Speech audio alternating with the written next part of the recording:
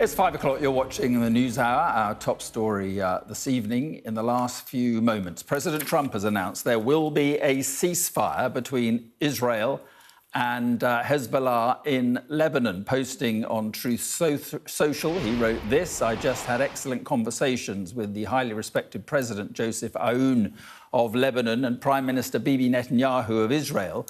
These two leaders have agreed that in order to achieve peace between their countries, they will formally begin a 10-day ceasefire at 5 p.m. Eastern Time." That is 10 p.m. here.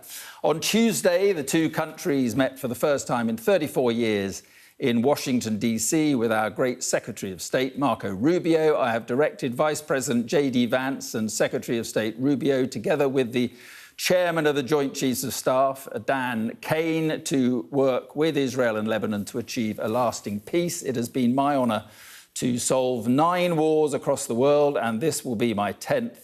So let's get it done, President Donald J. Trump. And he's since posted again. He says, in addition to the statement just issued, I will be inviting the Prime Minister of Israel, Bibi Netanyahu, and the President of Lebanon, Joseph Aoun, to the White House for the first meaningful talks between Israel and Lebanon since 1983, a very long time ago. Both sides want to see peace, and I believe that will happen quickly. President Donald J. Trump. Well, in a moment, we'll cross to Yalda Hakim, who is in Beirut, and Middle East correspondent Adam Parsons. First to our US correspondent David Blevins at the White House. And David, what there isn't in the initial Truth Social statement is any mention at all of Hezbollah. So we wait to hear from Hezbollah and what they are going to say about this. And when Donald Trump talks about, it's another war he's going to solve, we're a long way from doing that, because Israeli troops are still going to be inside Lebanon and Hezbollah will still be armed. Yes, we are a long way from that mark, but this is still a very big deal for the President of the United States. It is a foreign policy win, and he can present it as himself again in the position of the peacemaker. That's why he is posting in the last few minutes that this is the 10th war he's ended, reflecting on the fact that earlier this week it was his administration that facilitated the first talks between Israel and Lebanon in more than 3 decades, when their respective ambassadors met at the State Department. And now he's telling us that he's going to bring together now the President of Lebanon and the Prime Minister of Israel here in the United States at the White House for the first time since 1983, so more than 40 years. And all of this, I suppose, to some extent creates domestic momentum, political momentum as well, because it allows Donald Trump to illustrate to some extent that the course he has taken in terms of foreign policy has given him some considerable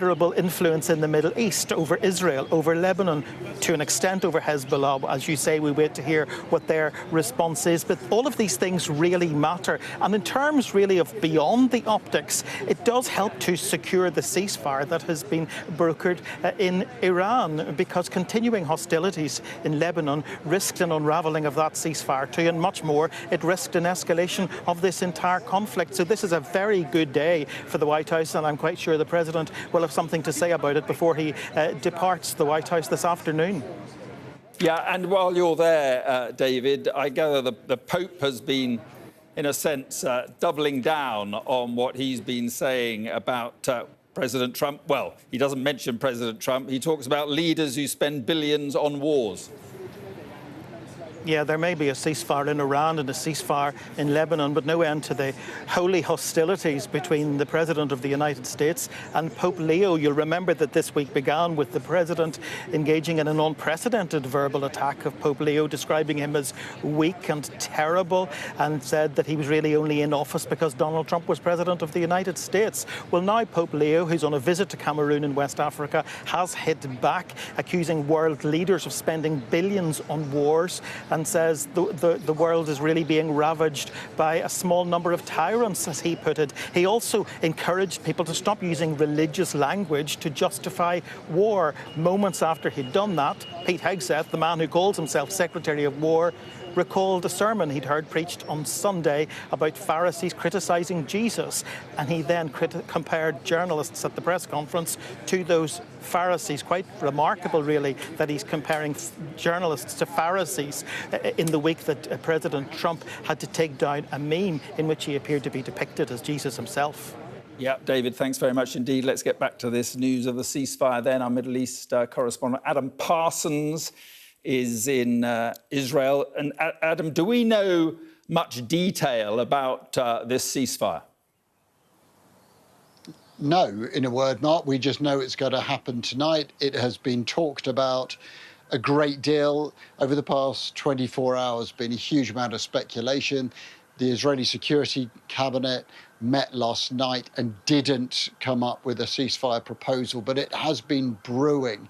And then today it became apparent that Lebanon would not want to have direct talks between Joseph Aoun and Benjamin Netanyahu in the absence of a ceasefire. Also, it was clear that Donald Trump wanted a ceasefire too, because as we've been hearing, not only did he want to start a war, he wants us to get the credit for finishing it as well. So put all that together, and what you got were the circumstances where I think the American president effectively, if he didn't mandate Netanyahu to accept this, he certainly put a vast amount of pressure on him. Earlier today, very well-placed sources were simply not responding or saying that it wasn't clear what was going to happen. So I think today has been a day of discussion, negotiation, and has brought us to this place of a ceasefire. It is important, even in a region of intractable, complex conflicts, that involving Israel, Lebanon, and Hezbollah is particularly difficult to see any way through this. So let's calm talk of a permanent peace deal, because that is going to be extremely difficult. A ceasefire is in itself an achievement.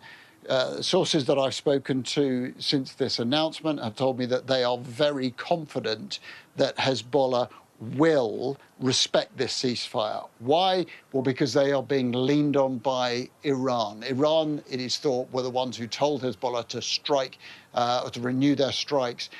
Israel's response has been devastating, with more than 2,000 killed, a million people who have been dislocated around Lebanon. Iran, according to sources here in Israel, they believe that Iran thinks that it was a tactical mistake to inflame this conflict. And so they are confident that this ceasefire will hold and will give the breathing space for peace negotiations. The other thing they want is an overarching peace deal between America and Iran that doesn't just involve sanctions and nuclear enrichment, but which clearly prevents Iran from funding Hamas, the Houthis, and, of course, Hezbollah in Lebanon. That's why this is going to be very tricky, but it's also why this ceasefire is important. Yeah, and just to be clear, Adam, that the Security Cabinet is meeting just to, basically give this the nod. But we are hearing from the Israeli Defense Force that Israel has no plans to withdraw forces from southern Lebanon. No, I think at the moment we are still in a place where Israel believes that it and it alone can provide the reassurance against attacks on its citizens in the north of Israel. So I think it is very, very unlikely that the IDF, the Israeli military, will withdraw those forces. What they will stop doing is engaging in combat. Now, clearly, there are many Lebanese people who think it is a grotesque breach of their sovereignty to have the Israeli military across the southern border. My understanding is that the Israelis believe they have to have a buffer zone at the moment because the Lebanese military is outgunned by Hezbollah. And so the rockets that have been persistently fired into northern Israel and have killed people, displaced many, that buffer zone is aimed at stopping that, which is not to say, by the way, Hezbollah has still been firing those rockets in, including today images of big explosions in northern Israel. So it is a live threat. Clearly, the casualties vastly outweighed by those caused by the Israeli military in Lebanon itself. But I think, Mark, you're right, it would be a surprise if those forces to withdraw anytime soon. Yeah, Adam, thank you very much. Let's go to Beirut and join my colleague Yalda Hakim. Good evening, Yalda, and so much to talk about. But let's begin with Lebanon and the people of Lebanon, because first and foremost, this will come as a huge relief to them. The bombardment over the last, 5 or 6 weeks has been intense.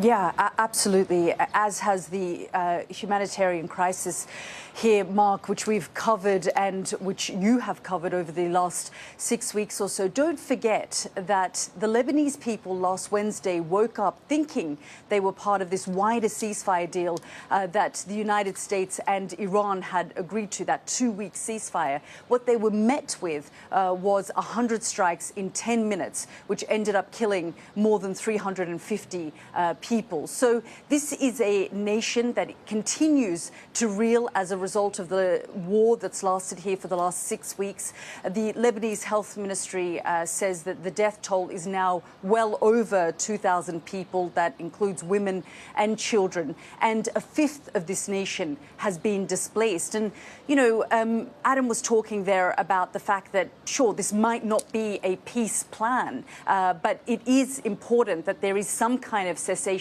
of hostilities, even if Israeli forces don't leave Lebanese territory. And that is a major concern here for the government as well. And that is also one of the key reasons that the Lebanese president didn't talk to Benjamin Netanyahu today, because, of course, we all woke up to this rumor that the two leaders would be speaking. It wasn't even a rumor. It was a Truth Social post put out by the US President Donald Trump saying that this call was going to take place. Now, sources close to the Lebanese president said that was absolutely not the case, because this is an incredibly complex society, and it would be seen as a betrayal by so many people who are still so incredibly angry about the death toll here, the displacement here, the fact that Israeli forces remain in the south of the country. Now, Israeli forces, the IDF, say they are there because they believe a buffer zone needs to be created at least 8 kilometers, because they don't want to see Hezbollah rockets being launched onto sites in the north of Israel. So they are saying they're doing it for their security reasons. And the government here is saying, well, we can't just pick up the call and put the president onto the phone with Benjamin Netanyahu. And an image that took place in the southern part of Lebanon on those border towns earlier this week of Benjamin Netanyahu on the ground with the IDF angered, outraged, appalled people here. So it's incredibly sensitive and tricky. And of course, the US president saying that he's going to invite the two leaders to the White House. It will be sensitive, it will be difficult, and frankly, the Lebanese government, the Lebanese people will need something more. And not to mention that this will also be an incredibly fragile ceasefire. All it will take is a few rockets or drones being launched towards northern Israel for this entire thing to collapse. Yeah, well, it's interesting you say that, because back in 2024, if you remember, Yalda, I was there for a while, and that ceasefire was incredibly fragile. And in fact, the Israelis, I seem to remember, were attacking Hezbollah targets on virtually a daily basis for some time after that. But just on the Truth Social post, Yalda, President Trump, he likes to announce these things. He's announced this, but there's no mention at all of Hezbollah. It was interesting in what Adam Parsons was saying that Hezbollah will be presumably persuaded by Iran to go along with this ceasefire, because this is what Iran was after. They wanted this ceasefire to be part of the broader deal. That's right. I mean, they put it firmly on the table. And while it wasn't really a talking point in Islamabad when the United States and Iran met through the Pakistani mediators, it certainly has been something that the Iranian regime has been reiterating from the very beginning, that they will not accept any kind of ceasefire deal if it doesn't include Lebanon. And as far as the government here is concerned, they say that they received reassurances from leaders in the region that they would be part of that ceasefire ceasefire deal that was announced last week, the fact that they weren't left this country shocked and surprised, and then we saw the series of attacks that took place. But yes, the Iranians have made it clear that it is part of the deal that they want. Now, don't forget, the Lebanese president wanted to reach out to the Israelis for some kind of direct talks for a very long time, long before this war began. And frankly, those close to him say that call was ignored. They didn't even really get a formal response. And that ceasefire that you're talking about that took place in November 2024, and over that 15-month period, it is believed that Israel violated that ceasefire about 15,000 times. And then there are those who are outraged at Hezbollah, who say that Hezbollah dragged this country back into the war at the beginning, 6 weeks ago, to avenge the killing of the supreme leader of Iran. So the feelings here are deep on both sides, both the Israeli side and the Lebanese side. And the Lebanese government is trying to take control back, trying to be in charge of any kind of future peace deal, any kind of ceasefire, take it sort of away from the hands of the Iranian government. And of course, the Iranian government is trying to do what it can to protect Hezbollah. So there are also those who are incredibly critical of Hezbollah, because they say, well, they supported the US-Iran talks, but then we heard the Secretary General of Hezbollah just a few days ago, Naim Qassem, say that the Lebanese government should not be talking at all to the Israelis. So it's a very complex and sensitive situation here. Yeah, and it is a complex situation. And just finally, for now, Yalda, it's interesting because Hezbollah should have been disarming under that agreement that you were just talking about in 2024. There was a plan to disarm Hezbollah. That clearly has not happened. So Iran, if there's going to be the kind of peace that President Trump is talking about in his Truth Social, a lasting peace, let's get it done, he says. For that to happen, Iran is going to have to put a lot of pressure on Hezbollah to disarm, and even then there'll be a question about whether they will.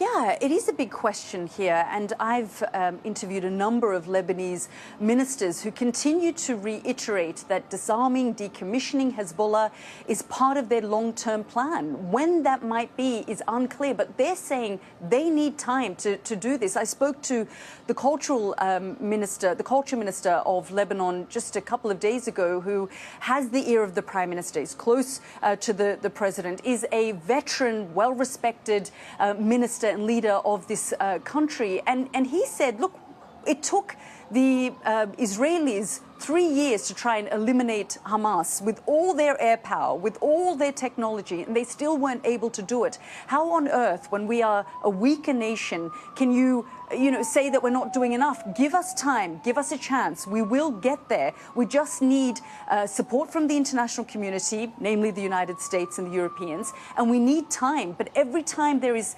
a breakdown and Hezbollah launches rockets on those northern border communities of Israel, the IDF responds, and the entire ceasefire deal, or whatever deals that has been brokered, breaks down. So they're hoping that in this moment, with the world's attention, with the United States' attention on Lebanon and trying to bring a peace deal here, because of course that is also pressure that the Iranians have put on Washington, and therefore pressure that Washington is putting on Israel, that perhaps this is going to be the decisive moment.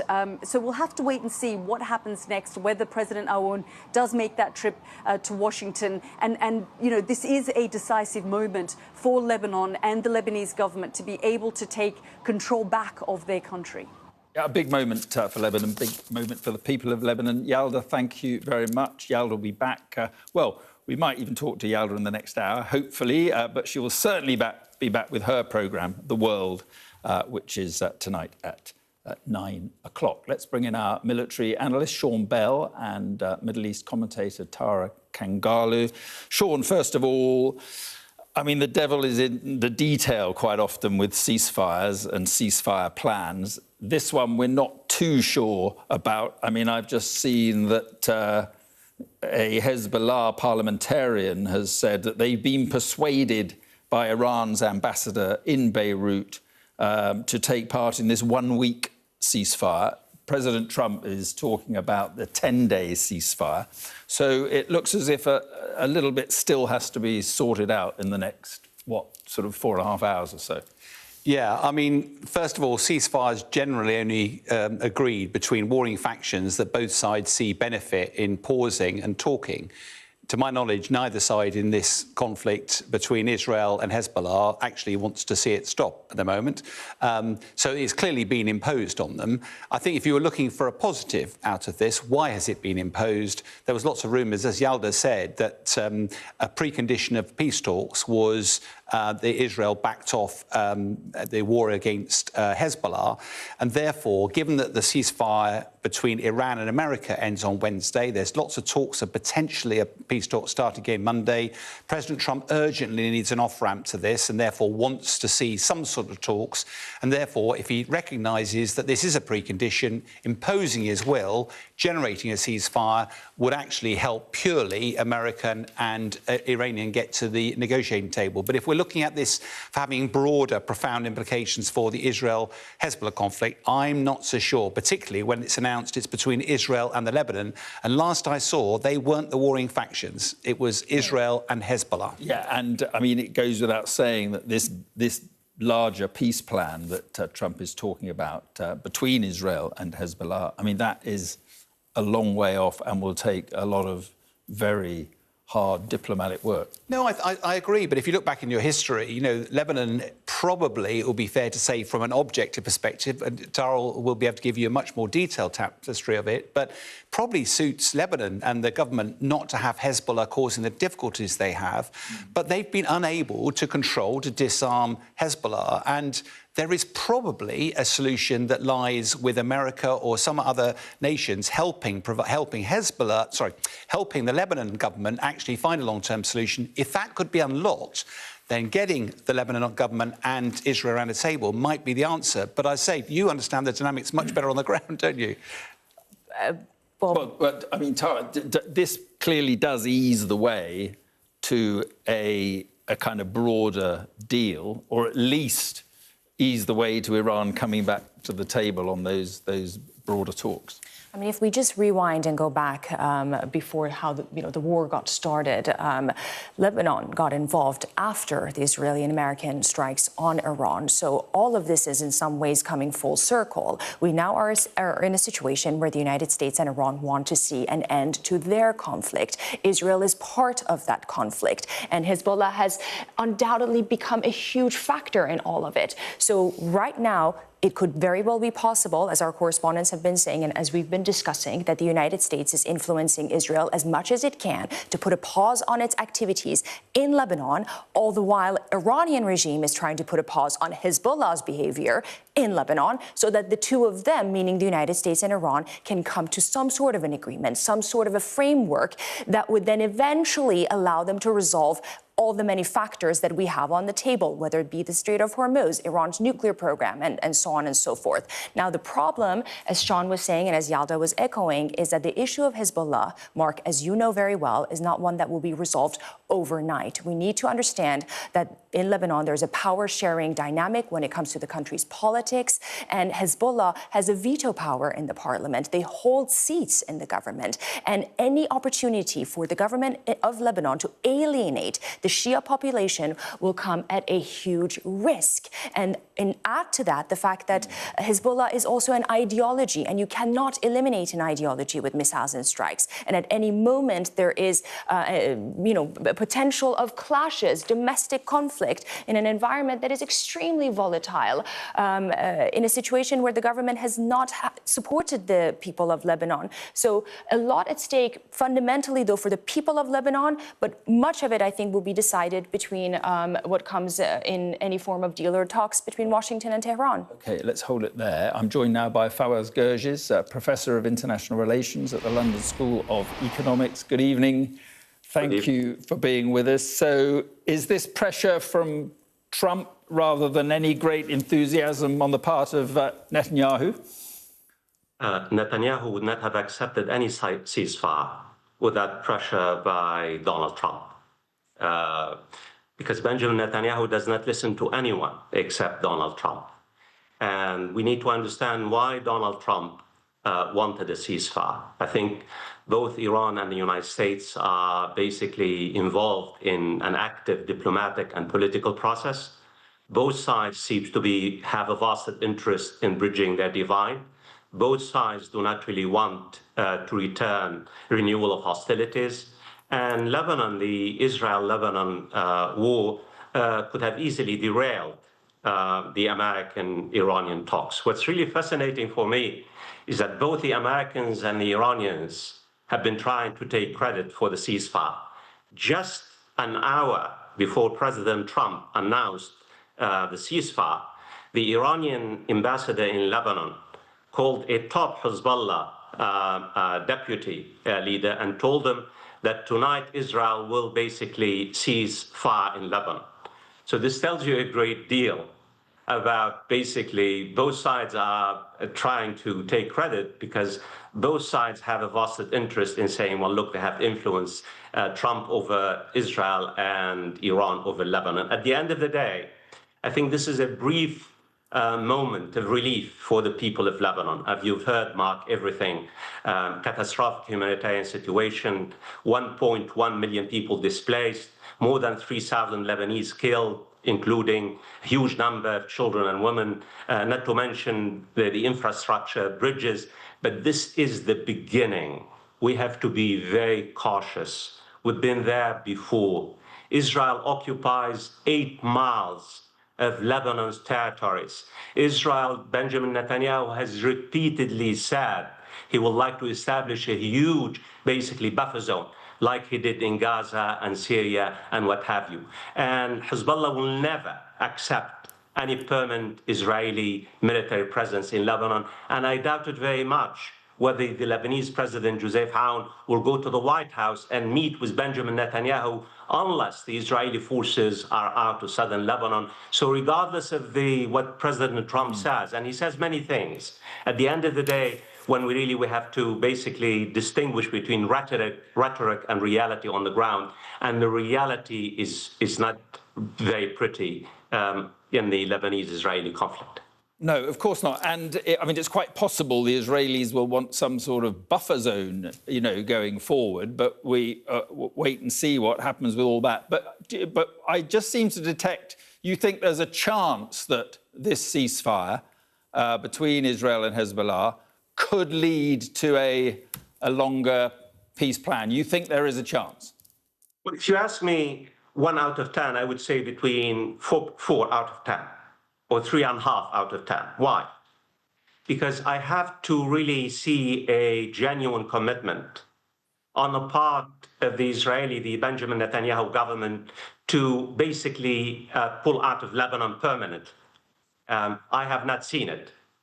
Because Benjamin Netanyahu now, what we need to understand, and I'm not being really an Israeli bash, what we have now is a different Israel.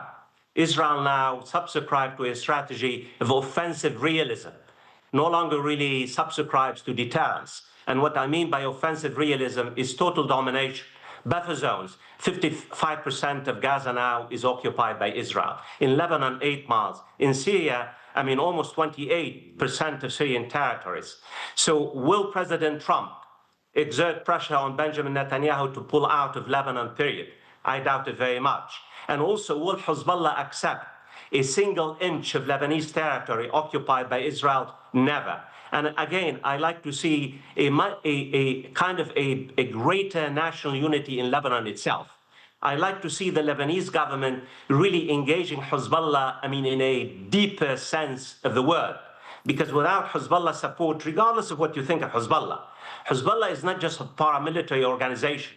Hezbollah is a political movement, a social movement, is deeply embedded in the social fabric of Lebanon, not just the Shiites, the 2.5 million Shiites who support Hezbollah, but many Lebanese who resent what Israel has done in Lebanon since 1982. So there are multiple really pieces that have to really fit in order for the ceasefire to turn into a peace, let alone a permanent peace treaty between Lebanon and Israel. Right. Now, before you go, Fawaz, on the broader issue, a deal, possible deal between the US and Iran, do you think that both sides do now want to find a way to do a deal? Because you've got all the difficulties that Tara was just outlining. You've got the nuclear enrichment difficulty, you've Strait of Hormuz difficulty, reparations, sanctions. You've got all this.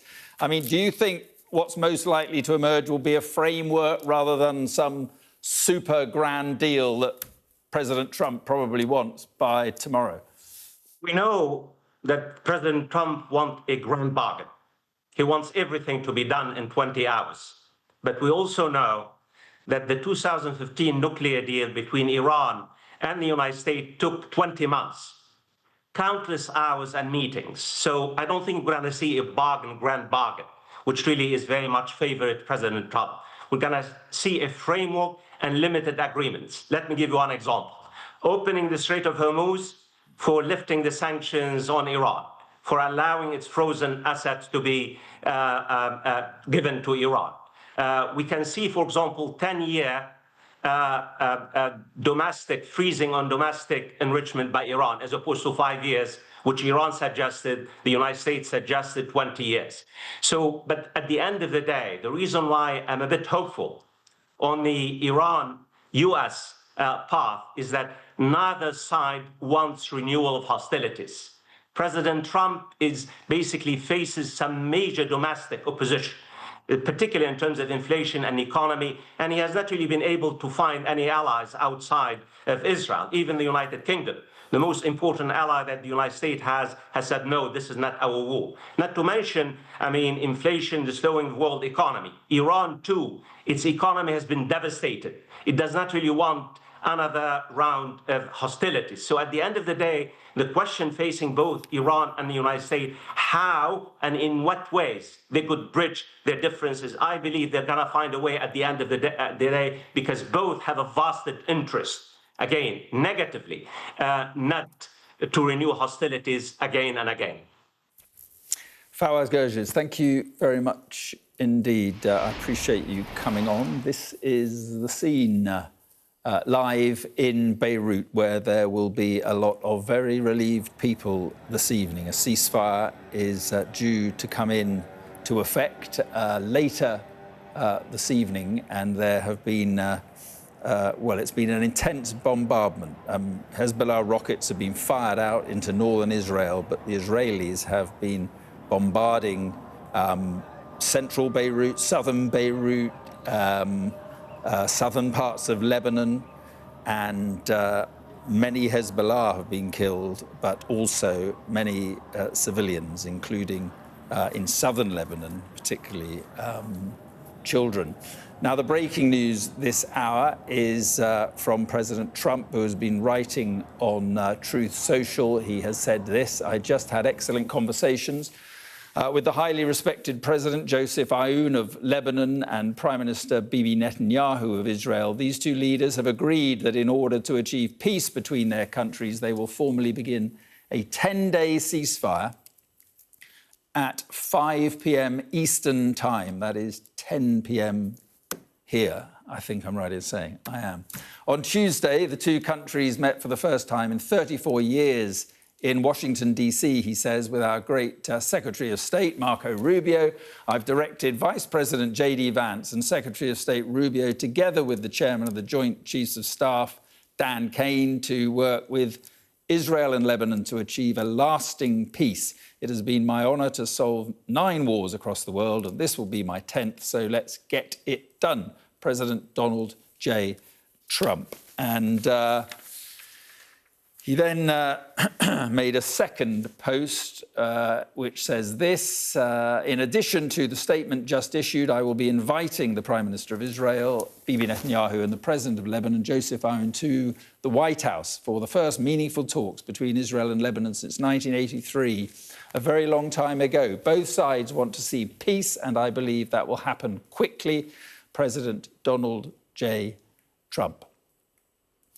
Let's bring in our military analyst, Sean Bell, and Middle East commentator, Tara Kangalo. Sean, it was interesting, Fawaz Gerges giving it a 4 out of 10 chance of going from a ceasefire, and I'm talking about Israel, Hezbollah now, going from a ceasefire to an actual peace plan, because there is so much to consider, not least that Israel is occupying large parts of Lebanon.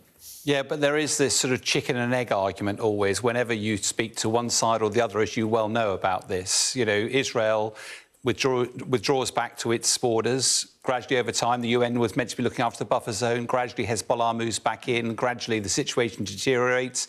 Israel patience wears thin. They go back in again and clear the area. What is pretty consistently clear, and it's true for both these conflicts, is that despite US military dominance and devastating attacks on Iran, they have not achieved the strategic objectives they are seeking, and therefore you've got to negotiate. And in the same way, Prime Minister Netanyahu's attacks into the Lebanon against Hezbollah historically have not delivered a lasting peace. They simply move the boundaries again.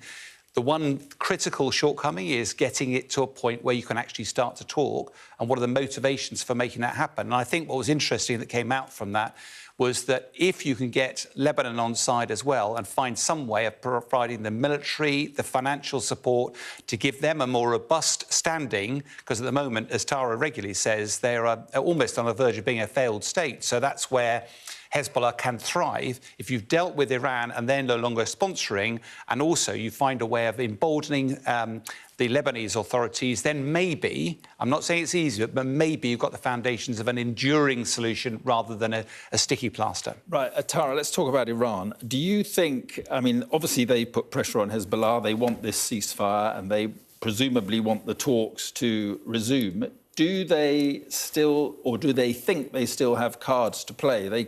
I mean, they clearly do. Absolutely. And by the way, to Sean's point, I think the hard work will then be falling on the Lebanese government, because they're the ones that have to deal with Hezbollah at home within this very complex tapestry of Lebanon's social fabric. Mark, to that point, I think another interesting piece of this puzzle that was developing today was the conversation that the Iranian Speaker of the Parliament, Mohammad Bagher Ghalibaf, had with the Lebanese Speaker of the Parliament, Nabih Berri, Shia Muslim, as you know.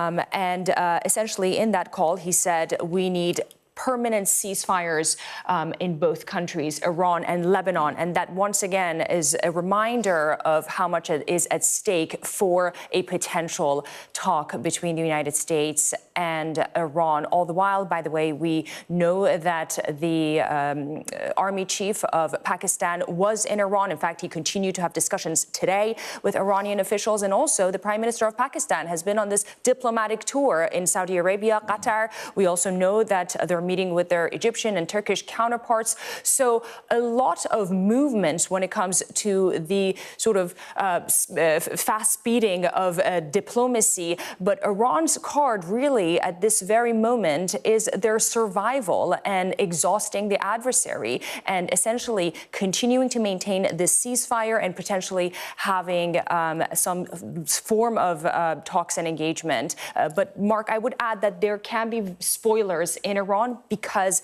the hardliners in charge right now are very well those people who back in 2015 did not want to engage in the 2015 nuclear deal. So that really is the one danger that I see on the part of Iran. But it's your hunch that these talks will resume, is it?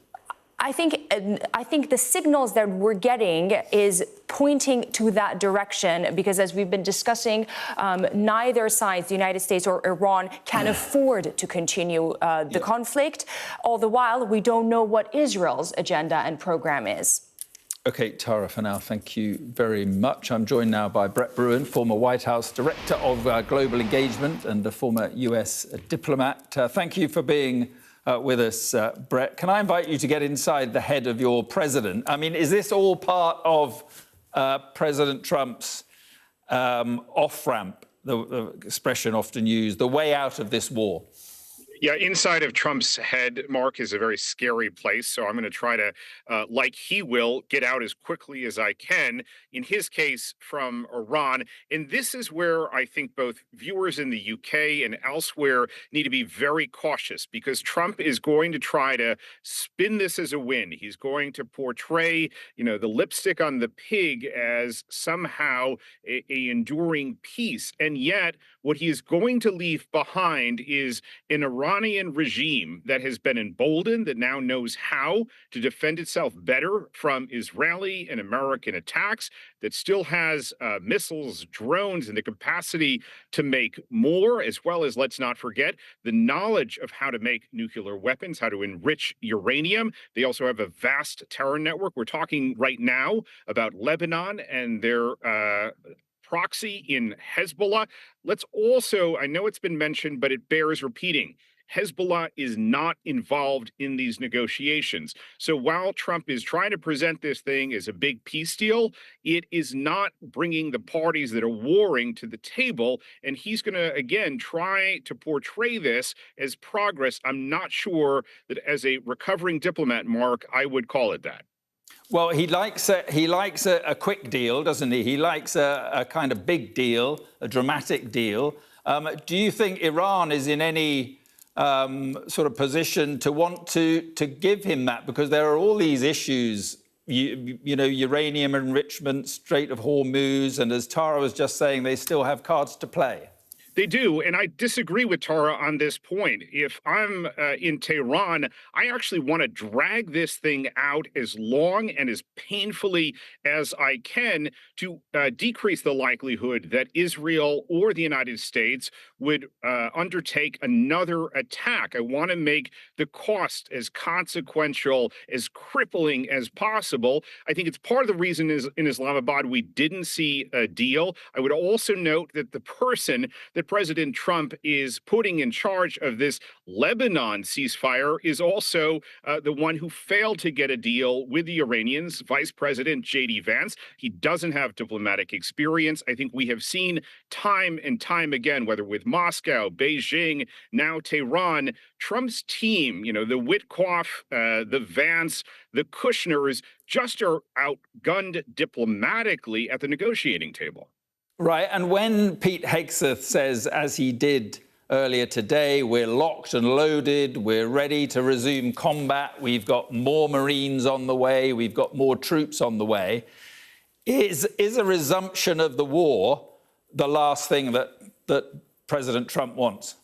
You know, Hegseth is great at the boasting, at the bravado, but he's bad at the politics. And we are coming up. The clock is ticking on 60 days when Trump has got to go to Congress and seek authorization for this war. So if he wants to go back to firing U.S. missiles, U.S. jets in the air over Iran, he's going to, here in Washington, have major, major political problems. Republicans, by and large, have been biting their tongues, have been trying to quietly express some of that discontent. It is going to spill out into the public. These Republicans have to go to the voters in the next few weeks, Mark, to town halls, to go out and campaign for the re-election. They do not want to be answering for more U.S. casualties, for more expense on military hardware, when it is getting very expensive here in the U.S. just to buy goods and to fill up your gas tank. Right, and just to wrap things up, Brett, do you think there will be a deal with Iran? And do you think I mean, you seem to think it's going to take time, but do you think eventually there will be a deal and President Trump won't have to resort to going back to using his armed forces? Mark, I've been pretty good on the predictions, whether it's Iran, Venezuela. I'm going to say we're not going to see a deal this weekend. I do think ultimately you will have something called a deal. I think it will break down, as we have seen already in multiple occasions. The details are not the strength of Trump's team. We're going to see a repeated series of problems. This issue is not getting put to bed. It will fester there. It will continue to, cause instability and uncertainty for a long time to come. Brett Bruen, I appreciate you coming on. Thank you very much indeed.